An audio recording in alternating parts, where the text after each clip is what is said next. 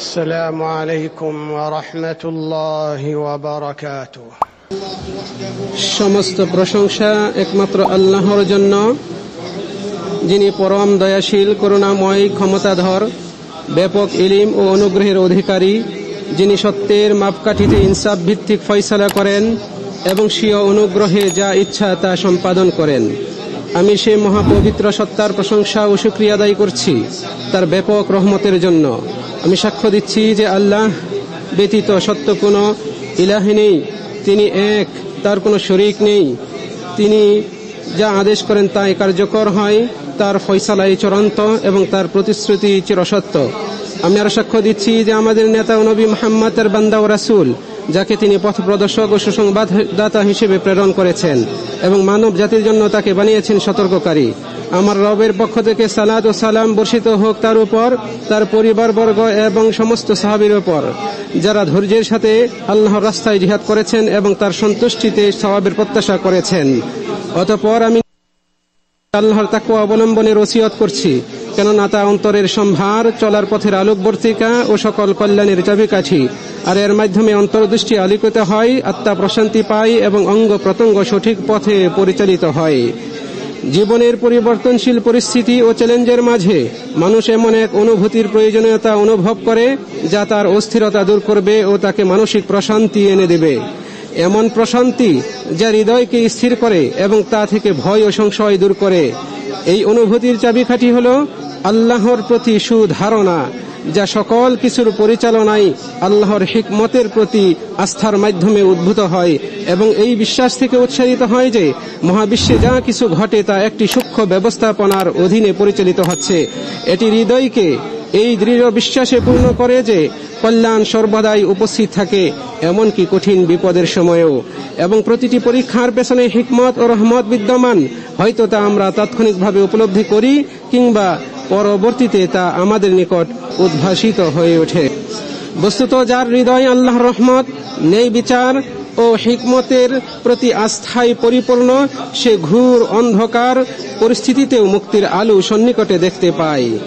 স্বীয় রবের প্রতি সুধারণা পোষণকারী মুমিন ব্যক্তি তার জীবনের যাত্রায় আত্মবিশ্বাস ও প্রশান্তির সঙ্গে এগিয়ে চলে, এই দৃঢ় বিশ্বাস নিয়ে যে আল্লাহ তাকে একটি উজ্জ্বল ভবিষ্যতের জন্য প্রস্তুত করছেন।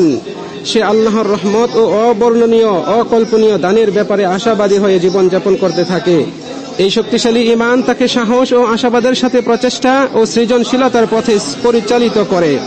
জীবনের একটি রীতি হল পরীক্ষার সম্মুখীন হওয়া, যা আকস্মিকভাবেই আসে, মানুষের ধৈর্য যাচাই করতে এবং তার বিশ্বাসকে আরও দৃঢ় করতে। এ সময় আল্লাহর প্রতি সুধারণা একটি শক্তিরূপে প্রকাশ পায়, যা কষ্টকে উপহারে এবং দুশ্চিন্তাকে প্রজ্ঞায় রূপান্তরিত করে।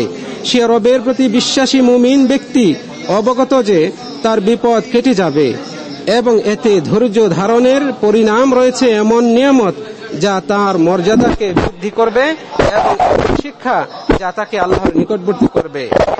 আল্লাহর উপর তাওয়াক্কুল করা হলো তার প্রতি সুধারণা পোষণের রসদ এবং মানসিক শক্তির বিরাট উৎস, যা মানুষকে দুশ্চিন্তা মোকাবেলার ক্ষেত্রে নিরাশা ও ব্যর্থতা থেকে রক্ষা করে।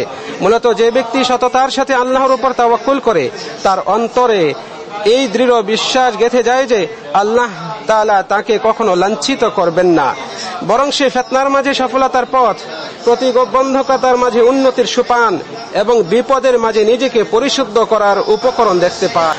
পবিত্র কুরআন আমাদের নিকট এমন কতিপয় ঘটনা বর্ণনা করেছে যা আল্লাহর প্রতি সুধারণাকে সর্বোত্তমভাবে চিত্রায়িত করেছে। মারইয়াম আলাইহিস সালাতু ওয়াস সালাম যখন অত্যন্ত কঠিন মুহূর্তে ছিলেন, যখন প্রসব বেদনা তাকে খেজুর গাছের কাণ্ডের নিকট আশ্রয় নিতে বাধ্য করেছিল, তখন তিনি চরম বিপদের কারণে একথা বলতে বাধ্য হয়েছিলেন, হাই, এর আগেই যদি আমি মরে যেতাম এবং মানুষের স্মৃতি থেকে সম্পূর্ণ হারিয়ে যেতাম। তথাপিও আল্লাহর প্রতি সুধারণা তার অন্তরে দৃঢ়ভাবে প্রতিষ্ঠিত ছিল।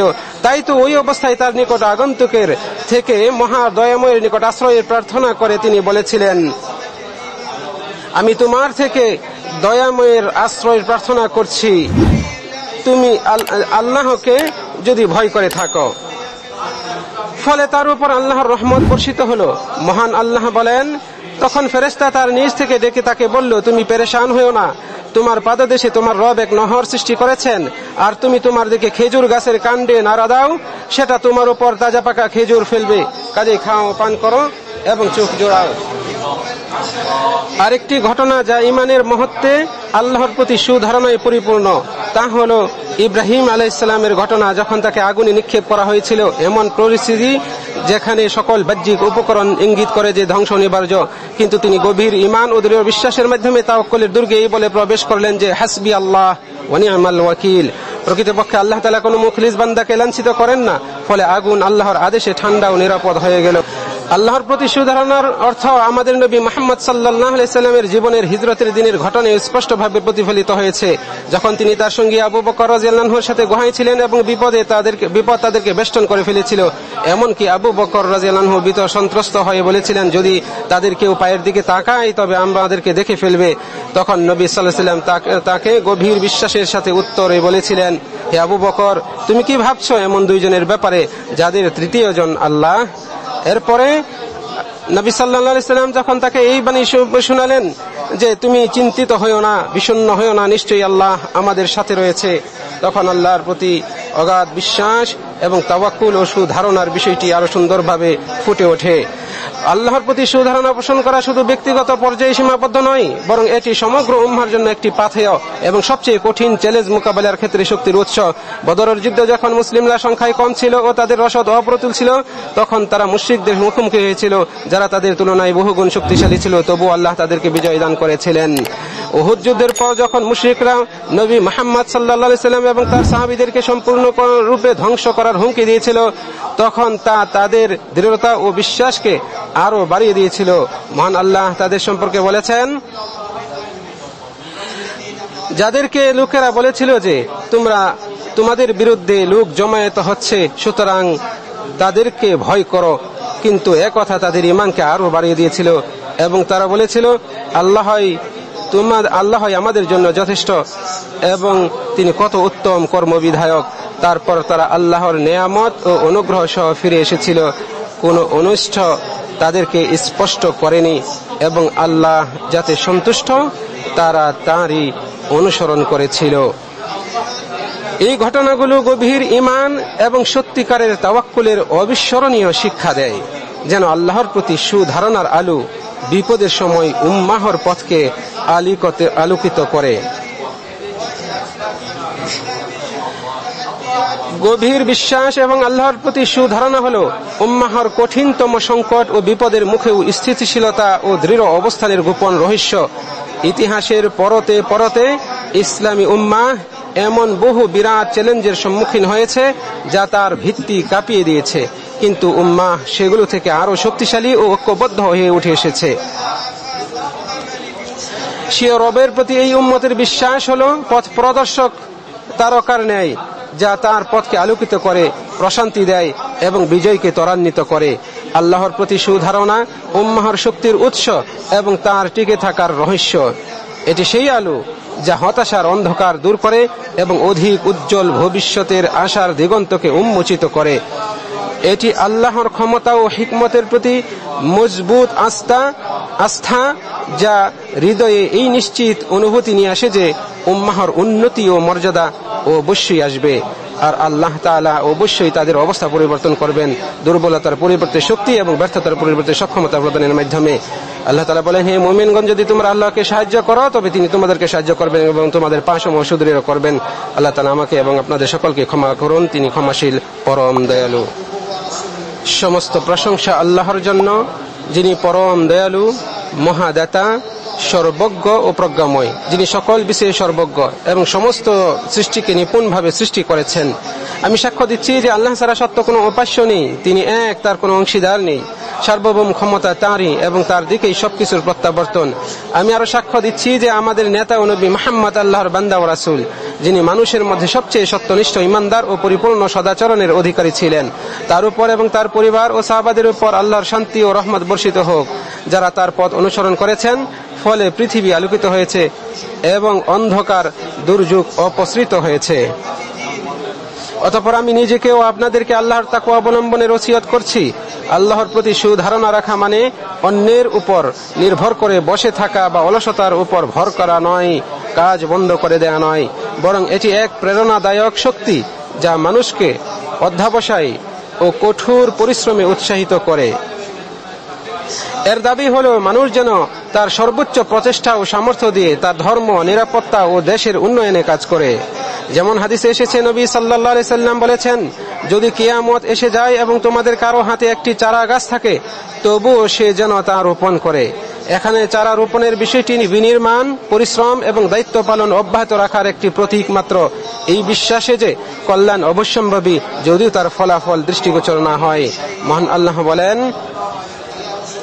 আর যে আল্লাহকে ভয় করে তিনি তার জন্য উত্তরণের পথ তৈরি করে দেন এবং তিনি তাকে এমন উৎস থেকে রিজিক দান করেন যা সে কল্পনাও করতে পারে না। আর যে আল্লাহর উপর তাওয়াক্কুল করে তিনি তার জন্যই যথেষ্ট, আর আল্লাহ তার উদ্দেশ্য পূর্ণ করবেনই। নিশ্চয়ই আল্লাহ প্রত্যেক জিনিসের জন্য একটি সময়সীমা নির্ধারণ করে দিয়েছেন।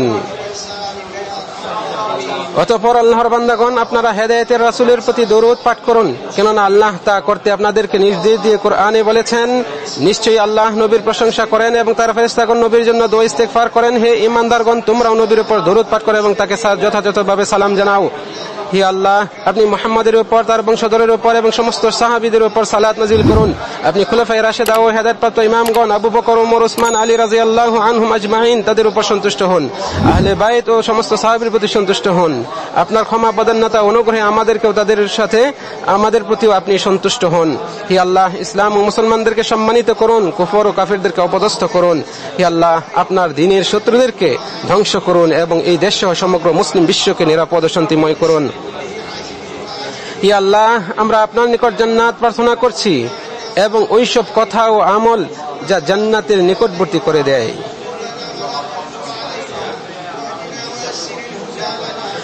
আমরা আপনার নিকট জাহান্নাম থেকে আশ্রয় প্রার্থনা করছি এবং ওই সমস্ত কথা ও আমল থেকে যা জাহান্নামের নিকটবর্তী করে দেয়। হে আল্লাহ, আমরা আপনার নিকট যাবতীয় কল্যাণ কামনা করছি, যা তাড়াতাড়ি আসে, যা বিলম্বে আসে, যা আমাদের জানা আছে ও যা জানা নেই।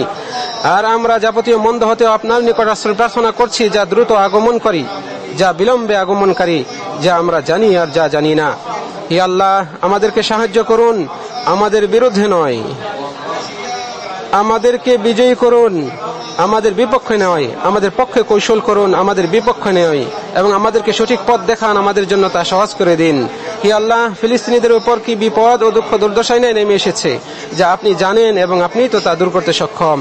অতএব হে আল্লাহ, আপনি তাদের উপর আপতিত বিপদ দূর করুন। হে আল্লাহ, তারা অনাহারী, তাদের আহারের ব্যবস্থা করে দিন। তারা বস্ত্র ও পাদুকাহীন, তাদের পোশাক ও বাহনের ব্যবস্থা করে দিন। আর তারা নির্যাতিত, তাদেরকে সাহায্য করুন। হে আল্লাহ, আপনি তাদেরকে আপনার ও তাদের শত্রু বর্বর ইহুদিদের বিরুদ্ধে বিজয় দান করুন। হে আল্লাহ, আমাদের শাসক হারামাইনের খাদেম এবং তার নায়েবকে তৌফিক দান করুন। তাদের দ্বারা ইসলাম ও মুসলিমদের উপকৃত করুন। আপনি সকল মুসলিম শাসককে আপনার কিতাব অনুযায়ী আমল এবং আপনার শরীয়ত বাস্তবায়নের তৌফিক দান করুন। হে বিশ্বজাহানের প্রতিপালক, হে আমাদের রব, আমাদেরকে দুনিয়ায় কল্যাণ দিন, আখিরাতেও কল্যাণ দিন এবং জাহান্নামের আযাব থেকে রক্ষা করুন। নিশ্চয়ই আল্লাহ ইনসাফ, সদাচার ও নিকট আত্মীয়দের দান করার আদেশ দেন এবং তিনি অশ্লীলতা, মন্দ কাজ ও সীমালঙ্ঘন থেকে নিষেধ করেন। তিনি তোমাদেরকে উপদেশ দেন যাতে তোমরা উপদেশ গ্রহণ করো। কাজেই আপনারা সুমহান আল্লাহকে স্মরণ করুন, তিনি আপনাদেরকে স্মরণ করবেন এবং তার নিয়ামতের শুকরিয়া আদায় করুন, তাহলে তিনি নিয়ামত বৃদ্ধি করে দিবেন। আর আল্লাহর স্মরণই তো সর্বশ্রেষ্ঠ, আর আপনাদের কর্মের বিষয়ে তিনি সম্যক অবগত।